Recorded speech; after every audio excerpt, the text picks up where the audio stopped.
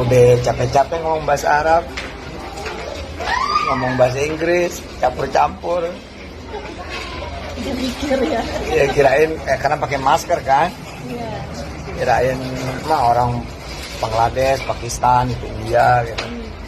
Katanya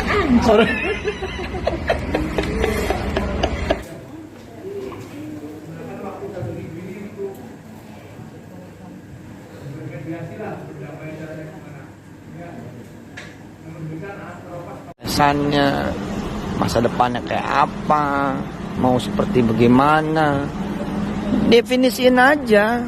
Namanya afirmasi, visualisasi, imajinasi. Cuma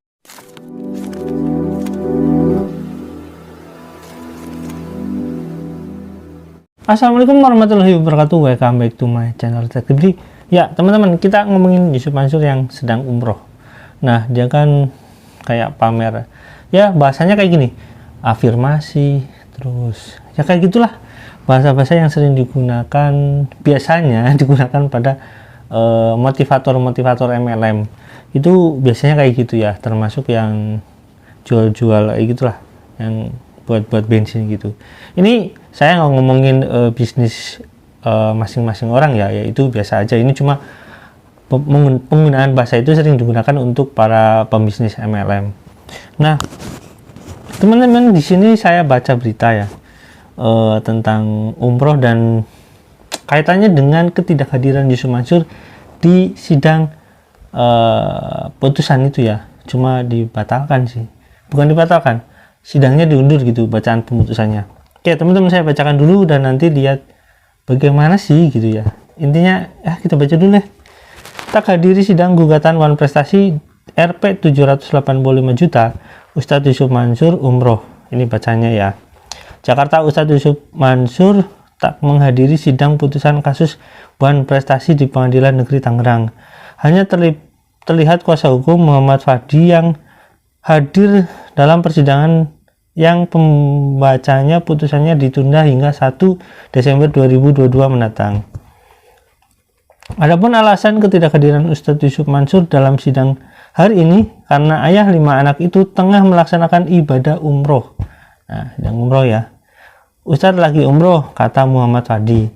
Dalam sidang putusan yang kembali akan digelar pada pekan depan, Ustadz Yusuf Mansur sendiri tak akan menghadiri karena telah sepenuhnya menyerahkan persidangan itu kepada kuasa hukumnya. Untuk putusan nggak ada, menyerahkan pada persidangan ini saja, tutur Muhammad Fadi. Sebelumnya, Hakim Kota menunda pembacaan putusan dan memberikan waktu kepada penggugat dan tergugat untuk melakukan kembali mediasi kembali guna menunggu sidang putusan yang digelar pada 1 Desember 2002 mendatang. Putusan belum bisa dibacakan, saya beri waktu 1 minggu untuk mediasi. Terlepas terjadi perdamaian atau tidak, putusan akan dibacakan pada 1 Desember mendatang.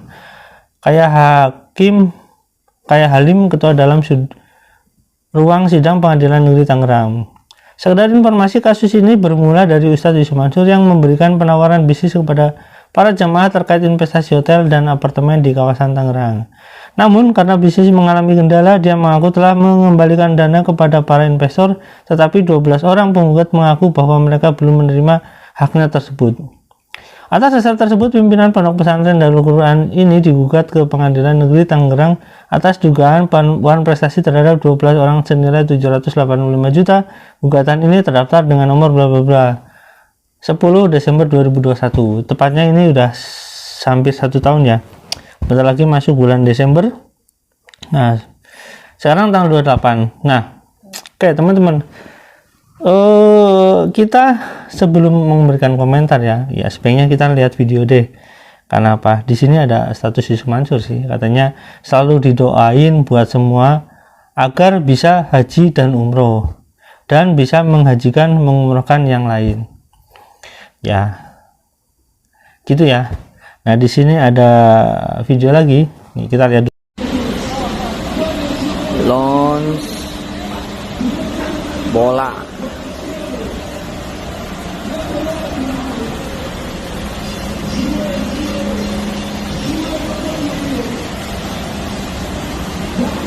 Dulu nggak pernah kebayang bisa jalan-jalan, bisa banyak manfaat dengan izin Allah.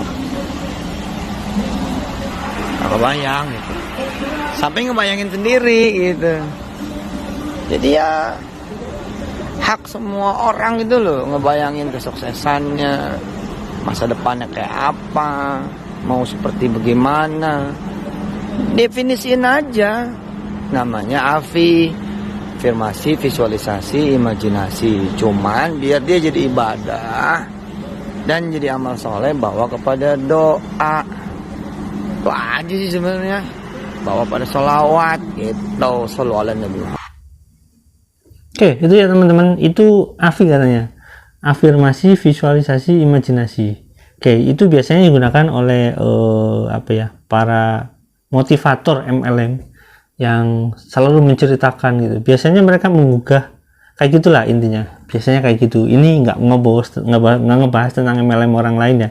Ini secara umum seperti itu.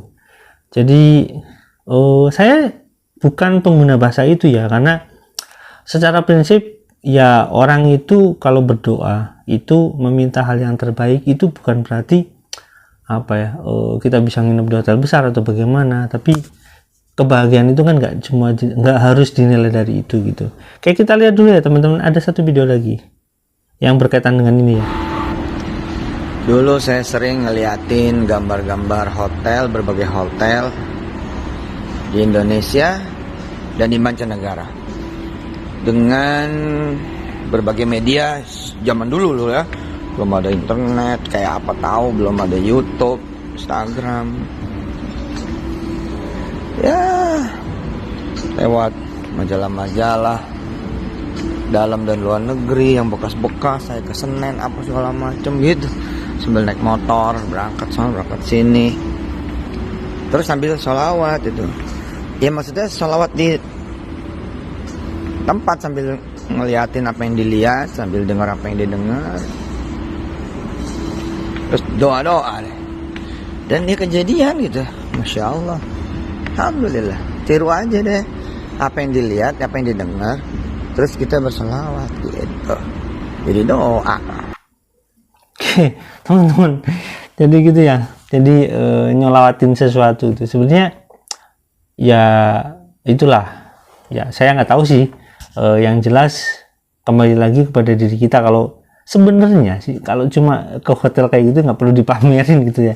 Kayak ibaratnya ya Mbak Ara maklum ya. Kan kita aja kayak Gojek aja kan tiap hari juga suka masuk hotel, udah biasa aja gitu. Dan ya gitu-gitu aja. Kehidupan memang seperti itu gitu. Mau itu mewah, mau itu sederhana, mau itu biasa aja. Yang penting kan bagaimana rasa kita bersyukur. Itu pendapat saya pribadi ya. Cuma buat saya pribadi nginep di hotel kayak gitu udah bukan biasa aja gitu loh. Nah, teman-teman di sini juga ada sidang ya, video sidang yang kemarin kurang lebih seperti ini ya teman-teman.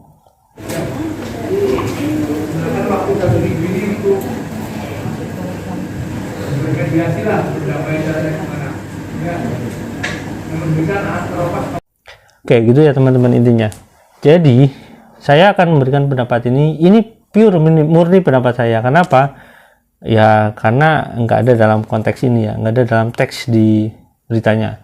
Jadi gini teman-teman, saya nggak ngerti, mungkin karena ya segala sesuatu katanya ya kalau misalkan si Yusuf Mansur dalam tanda kutip kalau dia ngomong itu kan selalu izin Allah. Nah mungkin ini karena izin Allah memberikan gambaran kepada kita semua sebagai manusia bahwasanya akan ada gitu loh yang katanya ulama, yang katanya ustadz itu yang nantinya gitu suka pamer-pamer saat ibadah umroh, suka menjelaskan bahwasanya seolah-olah dia itu dengan gini berdoa salat ini terkabul gitu-gitu.